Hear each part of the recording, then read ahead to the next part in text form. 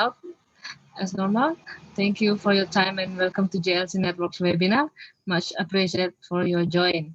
So webinar tonight topic is dynamic website with Python. So during webinar, if you have any question, you may drop the message in the chat box or just unmute yourself and ask question directly. So let me introduce you the speaker tonight, Mas Ahmad Mardiansyah. He is a co-founder of GLC Networks. He is also trainer, mentor, and consultant for an IT and SP. So are you ready with your slide? Yeah, sure. Okay, Can so start. let's begin. Yeah, let's get started and enjoy the webinar. All right, thank you. So, guys, thank you for the introduction. Um, Today we'll be talking about the dynamic website with Python. So, a few weeks ago, maybe months, we already talked about the Python language, where we can do many things. So, Python basically is a programming language where basically we can do anything. So it's not like HTML where you are using it only for displaying a informations like displaying graph, displaying image, displaying many things. And in order to have an animation on your website, you'll be using JavaScript, which is executed on client side. Okay, so today we'll be talking about the dynamic website. So it means that there must be something uh, um, processing on the backend side, on the server side. Okay. Okay, so let's get started.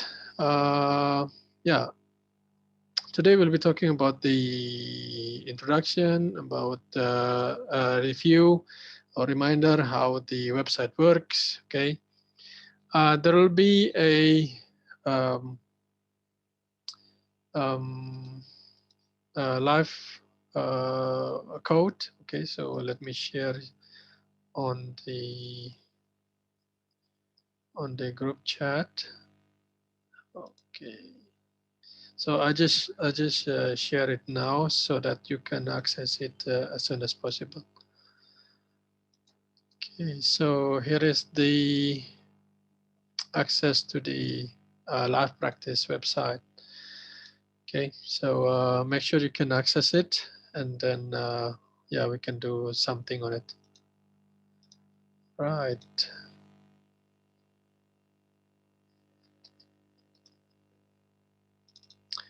Okay, after you log in, and then you can do something that on the server, it supports Python and PHP language.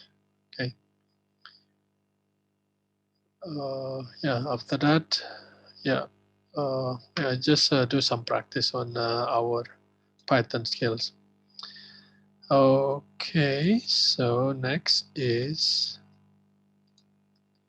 about the introduction about GLC networks. So we are an IT and IT IT company focusing on training and IT consulting.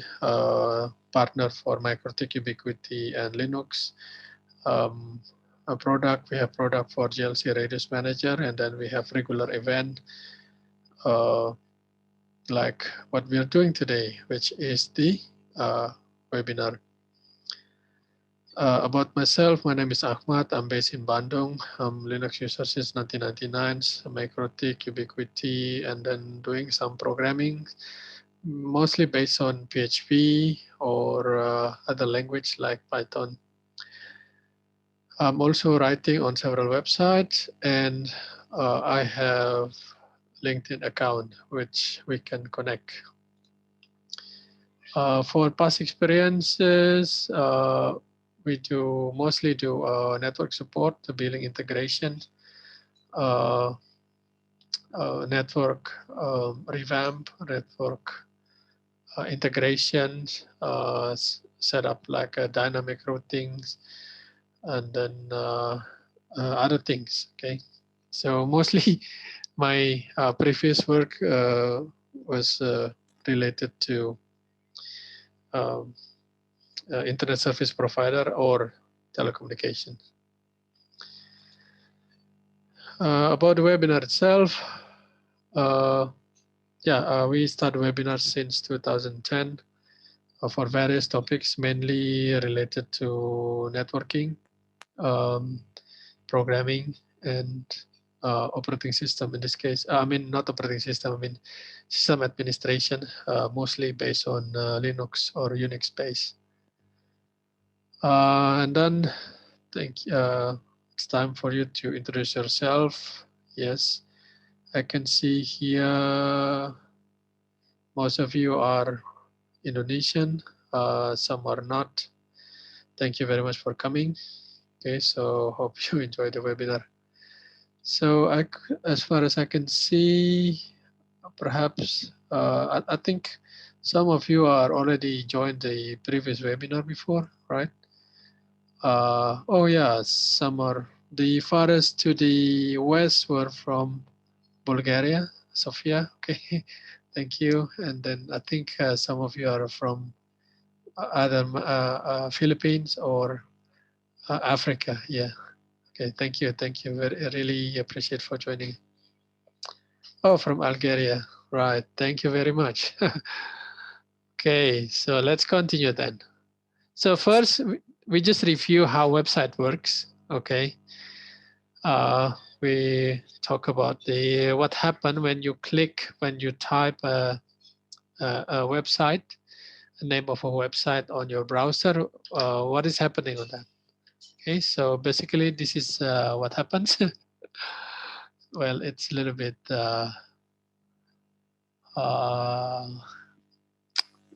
messy, not messy. I mean a little bit complex, but we can discuss it one by one. Okay, so do not feel intimidated. Do not feel too complex because this is just what happened when you access a website. Right. So you open a website here.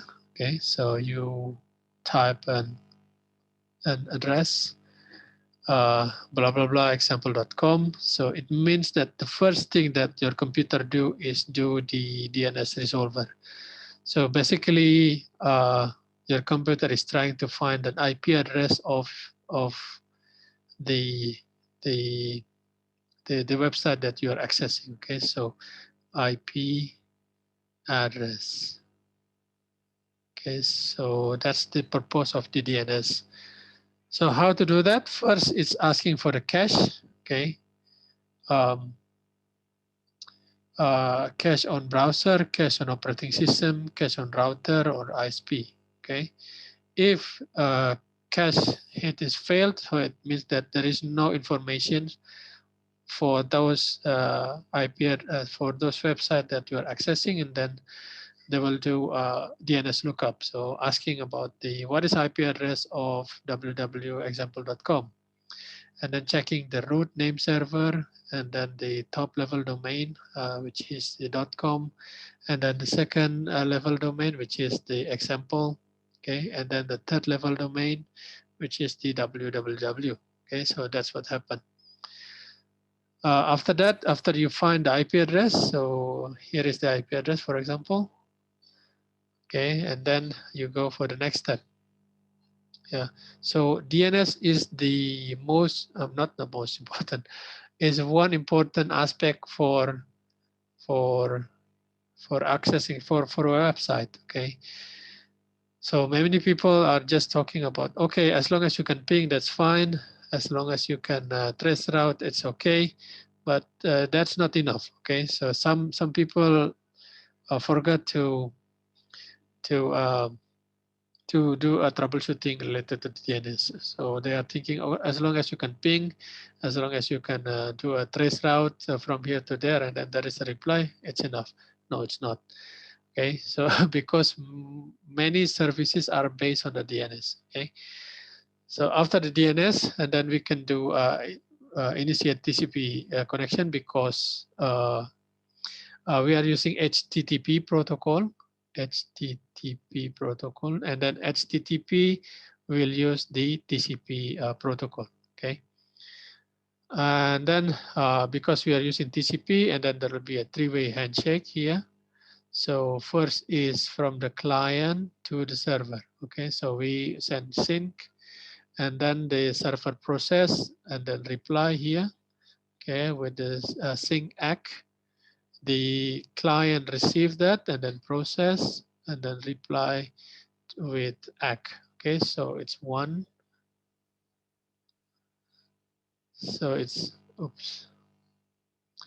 So it's one step, step number two, step number three. So a three-way handshake. These three steps of handshake, so that we are ready to set up a connection.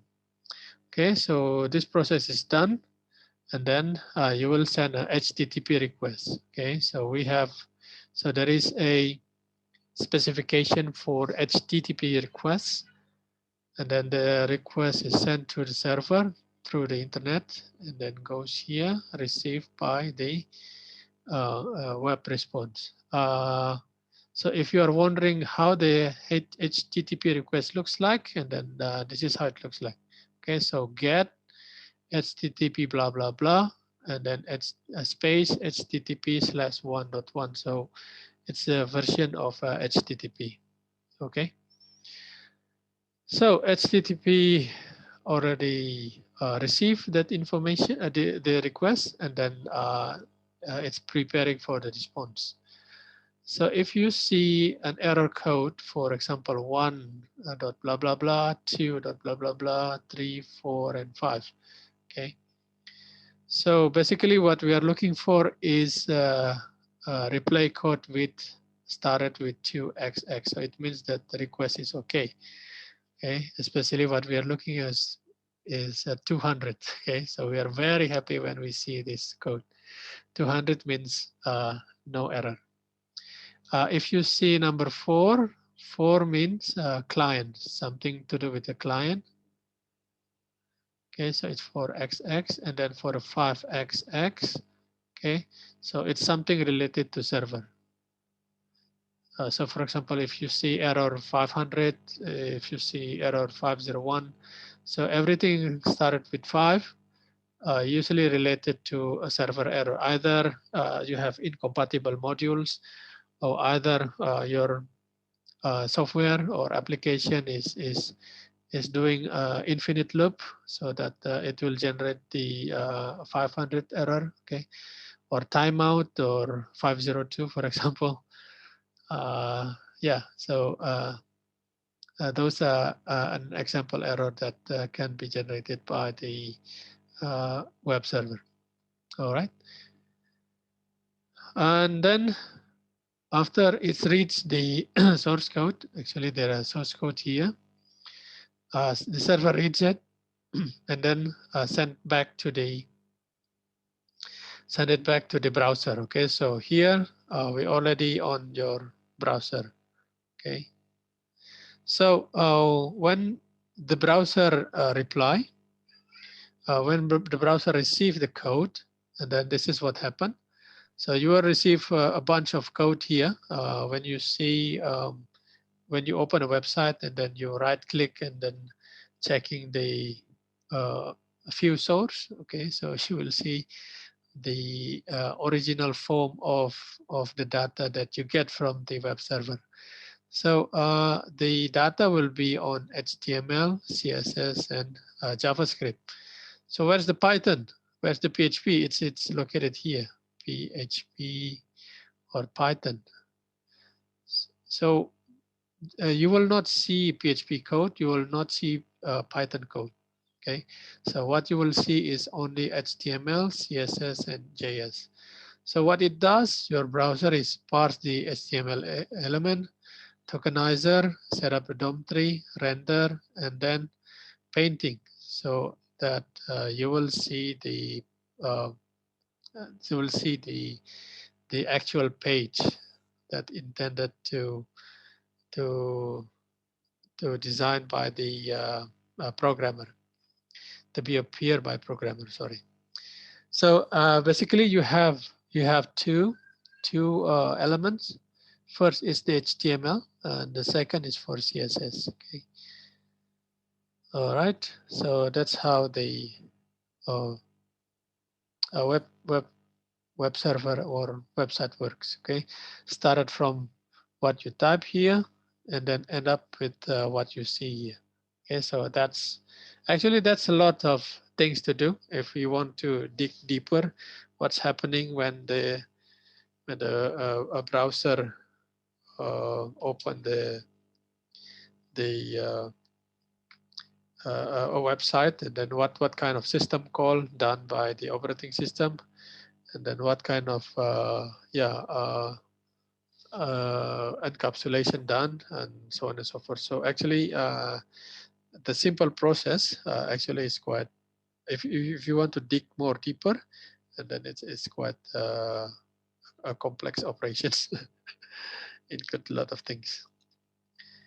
All right, so let's continue then. Um,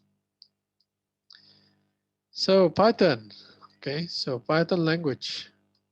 So this is just a review about the Python language that we discussed previously. So Python actually is an interpreted language. So in computer science, when we talk about the programming language, we have interpreted language and then compiled language, right? So compiled language like a C or Java. Before you run it, and then you have to compile it. Okay. So Python is not like that. So it's just interpreted language. So there is no time spending for compiling. So we have interpreter, which is the Python shell, and then the Python shell will interpret our code. So it's pretty similar to PHP, but PHP is more on web server, while the Python is a multi-purpose language. So yeah, so that's why the usage for Python language is very broad. Uh, Next thing about Python, it's the programming language. Okay, so HTML is not a programming language. It's a language. Yes, it's a language. Python is also language. CSS is also language. Okay, but the HTML is only used for displaying information. Okay. For generating the HTML is the purpose for Python.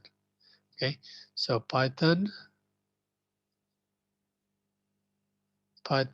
here will generate HTML. So you will never see Python code. Okay, so in your browser, you'll only see HTML, CSS, and JavaScript. Okay, so those three things you can find when you download the code from a browser, from a web server. Okay, so Python, PHP, other language like .NET. Okay, so those are uh, programming language on server side. Okay, server side. So while yourself is on client side, what you will see is only this language: HTML, CSS, JavaScript. Okay. Good thing for Python is it's easier to read. So there is no brackets, so you will not see things like this. Okay, as an indicator for first start and then the end of the code block.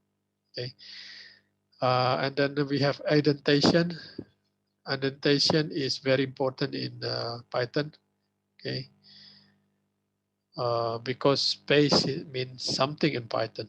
Okay, so you cannot just okay, so I just want to put a space here. No, it's not. You cannot do like that. And as I said, it's multi-purpose language. You can use it for application. You can set up a web-based application, data science, machine learning, Internet of Things. So usually when we do Python course, what we will do is, we have Python essentials. Okay, so usually it's 4 to 5 days. Okay, so this is the first step for being a Python programmer. So Python essential. Basically, it's talking about the basic of Python, and then we talk about the programming features of Python like variables, list or array, tuples, and then looping like for loop, while loop, and then input, and then data types like integer, float, or string. Okay, so those things will be discussed on Python Essential. After you finish this, and then there will be a specialization. So what kind of a specialization you like? Okay, if you take the web-based applications, and then you'll be learning framework like Django or Flash or others. Okay, so framework to generate a website. Okay, so similar like a PHP. So you have a basic PHP, essential PHP, and then after that, uh, after you understand, especially the OOP concept. Okay, so this is a OOP. So OOP means object-oriented programming. So it's a one feature that you have to master before you're using any framework. Okay, so if you want to use Laravel, you have to understand OOP. You want to use Yi, I'm talking about PHP. Okay, you have to understand the OOP. Okay, like concept of child class, parent class, inheritance, and then code chaining. Okay, so those are important if you want to go further. Okay, so OP is one of key. Okay, next specialization will be data science, machine learning, or Internet of Things. Okay, so if you want to take a Python course, so I suggest that's the path that you are looking for. Also, Python has a big community and then has lots of library. Okay, so actually the things that I'm talking previously, the essentials is only just like that. Okay, Python essential is just one thing. And then for the specialization, actually it's done by library. So when you do a machine learning, there will be a library for that machine learning. So that in that specialized course, you'll be using, yes, you are using Python, yes, but the Python that you are using is based on a certain library that people already developed to do a certain objective, okay? Similar with the data science, okay? There will be a library for that, for the web-based applications. For example, Django. Django is a library as well. So yeah, that's how you learn the as a Python programmer. So you need to understand the essential, okay, and after that, you choose your specialization. Okay, guys. So if you have any questions, you are feel free to say something. Okay, so either you can unmute your phone or you can type here on the group chat. Okay, let's continue. So Python for dynamic website. So tonight we'll be talking about the one specialization here, which is the Python for web-based application. So we assume you already familiar with the Python. Okay, so what I mean here is Python essential, ESS. Okay, so I assume you already know some of the uh, Python features like uh, how to send how to print data to the screen, how to do a for loop, and so on and so forth.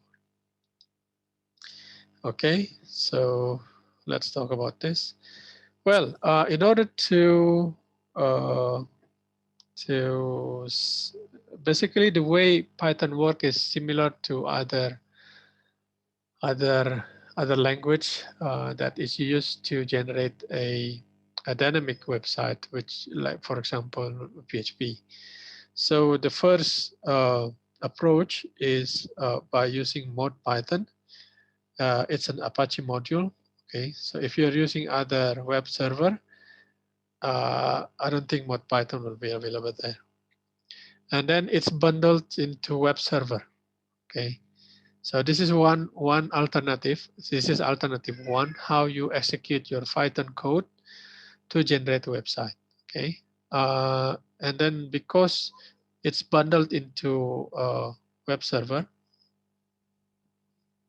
so every time we serve a request requires more resources, especially RAM, because yes, so we have we have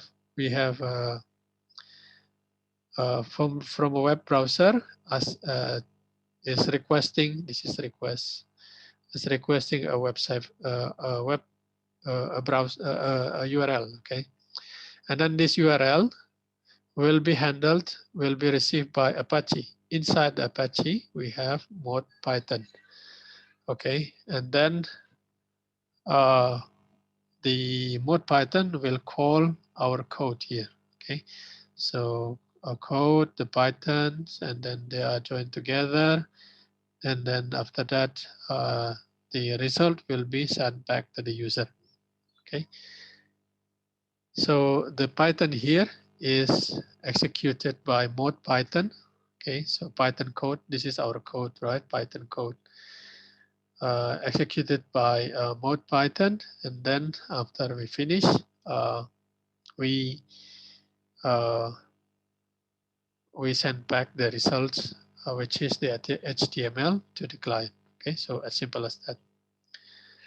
So it's this alternative is similar to if you use Moj PHP. Yeah, so the way it works is quite similar. So the module is embedded into Apache server here.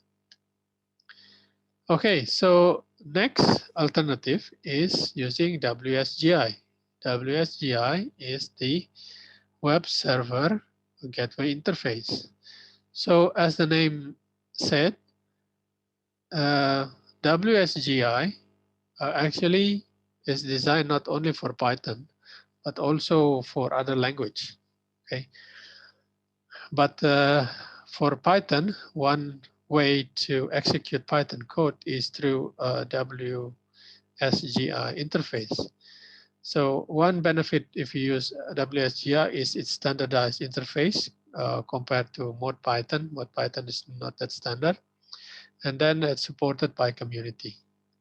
So the way it works is when a client type a URL here, the URL will be received by web server, in this case Apache,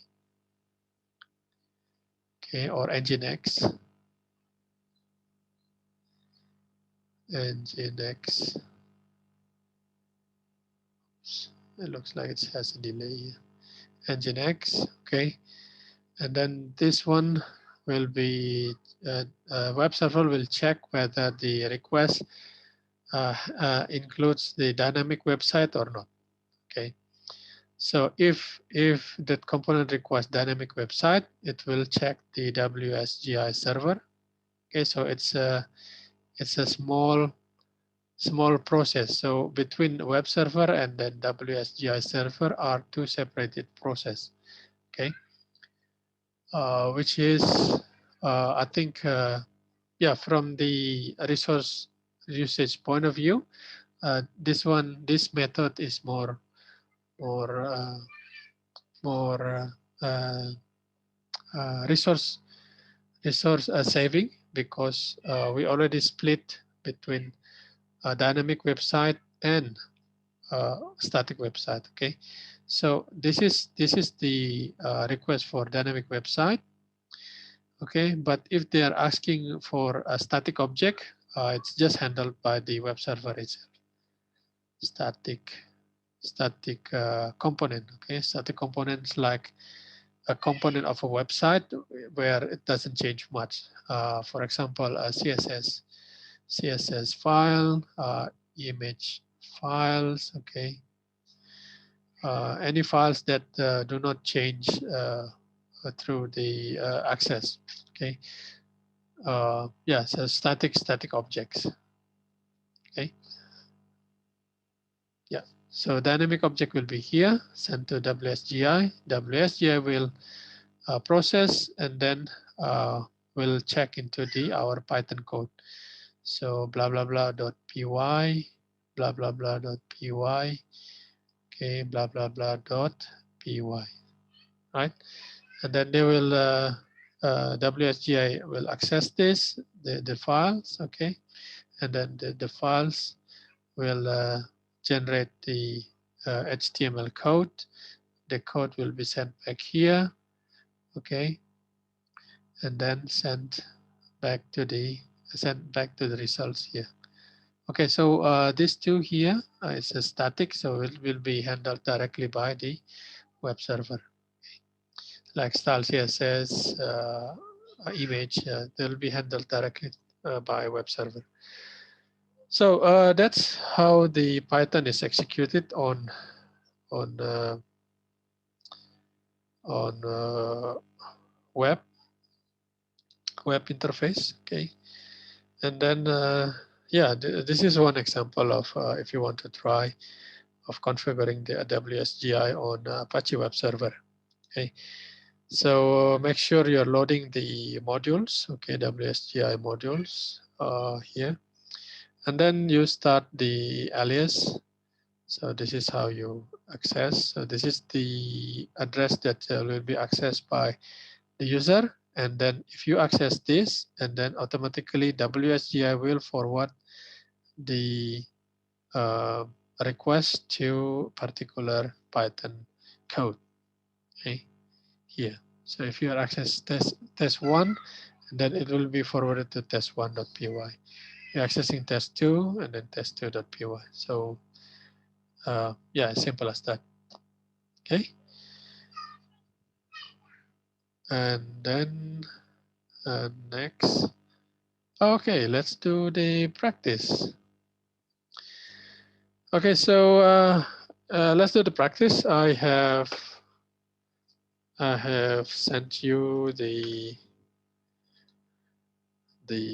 access to our web server, the live practice server, and then we can see here.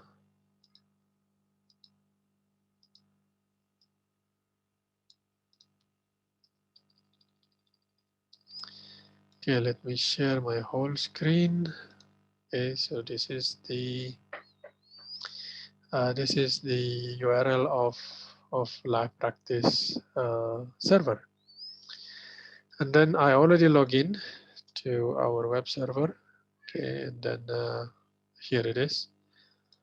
And then based on this configuration, okay, so I already prepared that test WSGI, okay, will be forwarded to this Python code. Okay, let's go to the Python code.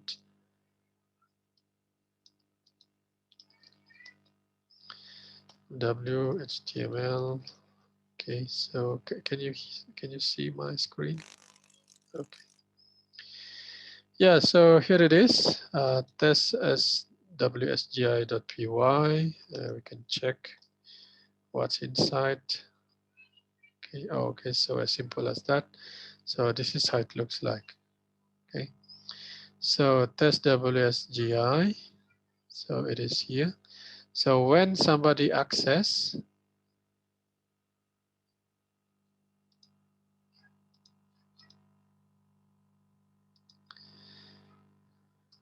test WSGI.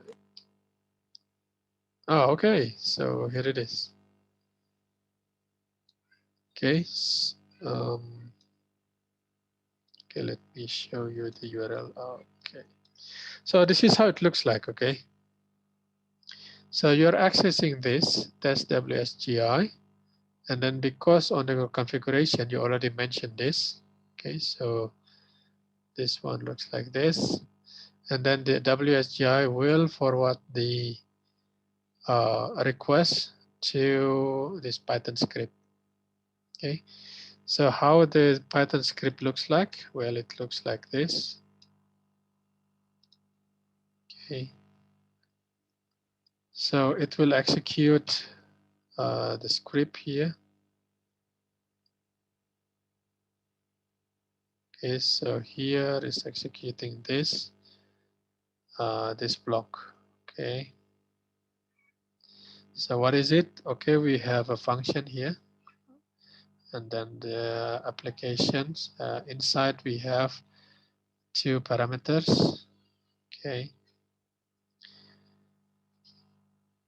and then the status is 200. 200 means okay, and then we have an output here.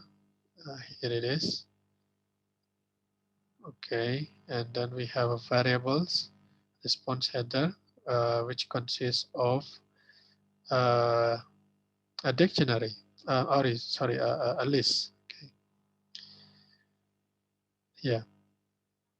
So this is a list or array.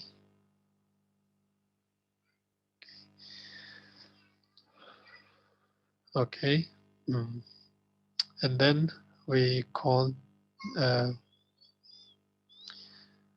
uh, we call the web. I mean the variables. So variables here.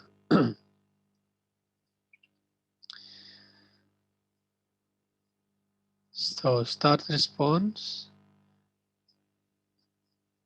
is here. So it's a function that call itself. Okay. So yeah.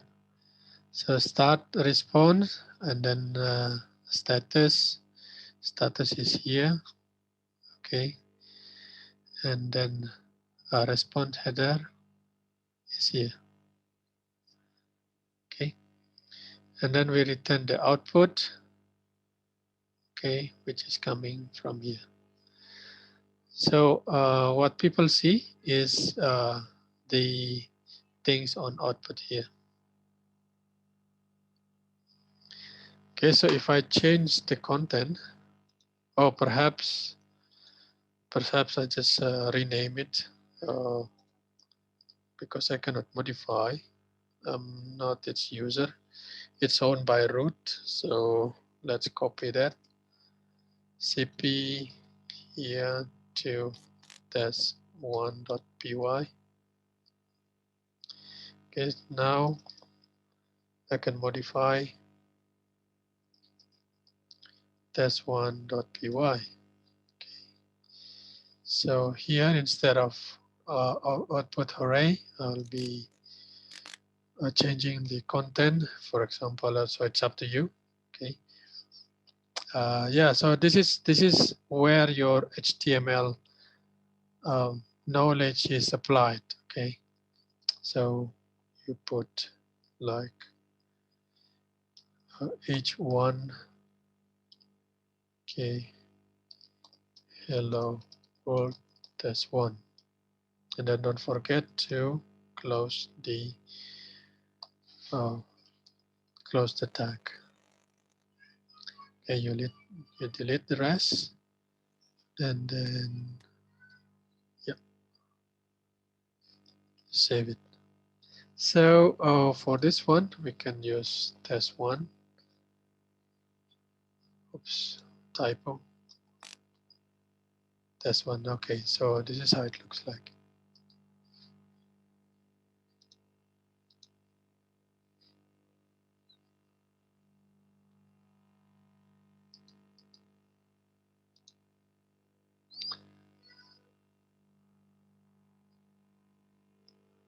Okay, yeah. So yeah, it's supposed to be. Yeah, you have to add some more more code on that. Okay, so if you want, you can try. Okay, so I have slot here: test 2, test 3, test 4, test 5, 6, 7, and 8. Okay, what you can do is just copy test 1 to other files like test2.py, test3.py. Just copy that, and then inside you can modify the output that will be uh, sent to the browser. Okay, any questions?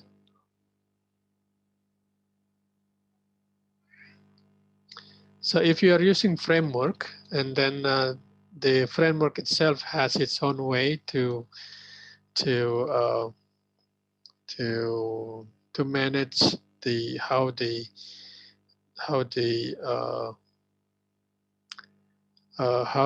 output is generated. Okay. All right. So please try and then log in. Oh, I can see here test2.py. Okay, somebody already tried. Great. So let's check then. Test2. Oh, okay. Yeah.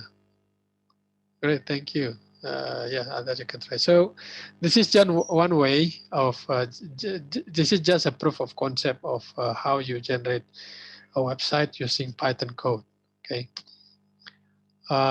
In the real situation, so we don't do things like this. Most likely we'll be using a framework to generate our website. Right. Anything else?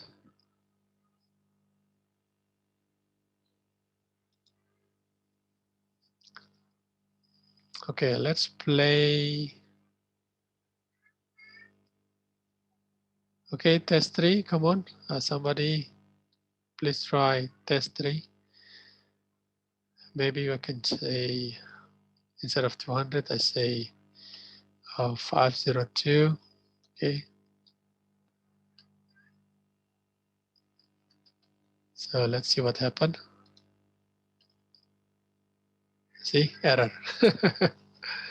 So 502 is error.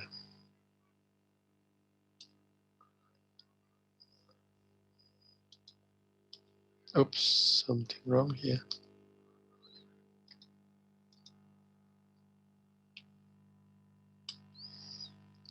Okay, 502, 501.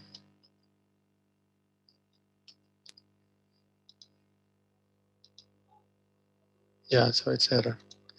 So if you want to see something, most likely start with 2. 200 is the best, okay? So it's programmer's friend. We are very happy if you see, oh, it's all of them are 200. Check again. Off you go. Okay. Hello world, I have a typo here. Okay, guys, so that concludes your, I think that concludes our webinar today. So hopefully you can have a better understanding about how Python works on generating a dynamic website. Oh, okay, I have a question here. Do you know if Apache ModPython is aware which Python version to use if there is a Python 2 or 3? Do you know how it's aware? Well, for ModPython, yeah, ModPython. So ModPython here is compiled together with the Apache. So when you already compiled, it will use the current Python code for that. So you can check Python version. See, yeah, yeah, you can generate a Python command to check the version. But for the ModPython itself, okay, how ModPython knows, or how can we direct ModPython to use a particular Python? That one, I don't know yet. But if you use WSGI here, so there is a there is a there is a there is a there is a software called VENV. Okay, so it's virtual environment. So yeah, this is same.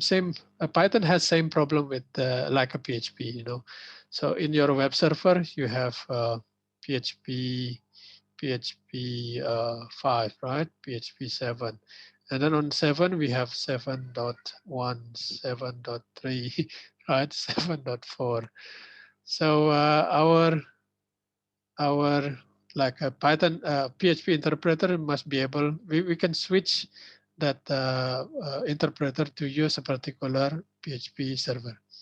So same thing with the Python. So for example, we have currently Python is 3.5, 3.7.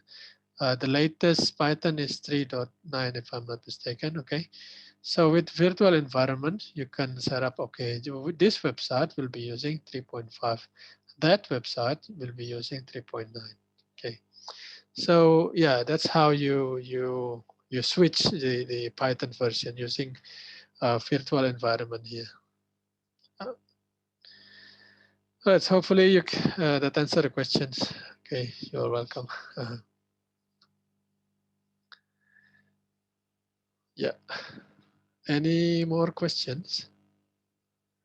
So yeah, I think Python from one side has I mean because yeah, I mean the from programming point of view, I use PHP. Okay. Uh, both languages have the same features like for loop, while loop, and others. Okay, so from programming point of view, it's kind of similar. Okay, but in my opinion, because Python is used for many projects, from data science to web programming to Internet of Things. So set up a website using Python, then you can integrate with Python library, okay, which already there. You can combine your website with data science or machine learning things, okay, because both of them are still using Python, right? Okay, so you can enhance your website with those features. Uh, but with PHP, it's not that straightforward. Okay, so that you need an interface so that PHP can talk to other language. Yeah. So any more questions? So hopefully you can also log in and then practice. Okay, so far I can only see one person here. One person trying the live practice. Okay. Okay, guys, please, others. Oh, okay, I can see one person is trying to set up test3.py. Okay, please keep going. But please make sure you're on the right directory. Okay, so you have to go to var www.html.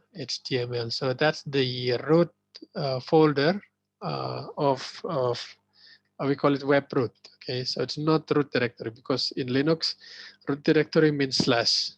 Okay, so it means the root directory for the whole system. But here we're just talking about the web root. Okay, web root directory of our website, which is located in directory var www.html. Okay, so anything else? Oh, it's almost 8:30 now. I think time is up. If no, if there is no questions, so I don't see test 3 here. I don't know what's going on. Well, I think that's all for today. Thank you very much. Armin, do you have any words to say to participants? Oh, okay. It's I think it's time for pictures. Yeah. Sure. Right. Okay, guys, thank you very much for your attendance. We hope this webinar will give you a good benefit and fulfill your expectation about the Python things, right? So please submit your feedback because your feedback is really important to us. And if you have any suggestion about the next topic webinar, you can mention there. See our future event in our website, and also please follow our social media, Facebook, Instagram, YouTube channel, and join our Telegram community and group as well. So picture please. Okay, guys, please turn on your camera. We're going to take some Oh, pictures. Mr. Right. T Home from Tiho. Bulgaria. You're so fresh Wow. today. How can we pronounce your name?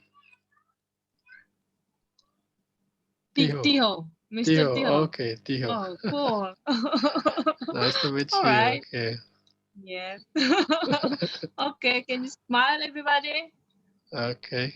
Ready? About others? Okay, just wait for Can you turn on your video, some please? minutes. Okay, guys, please turn on your camera, please. Okay, Mas Calvin there as well. Come on, don't be Cool. shy.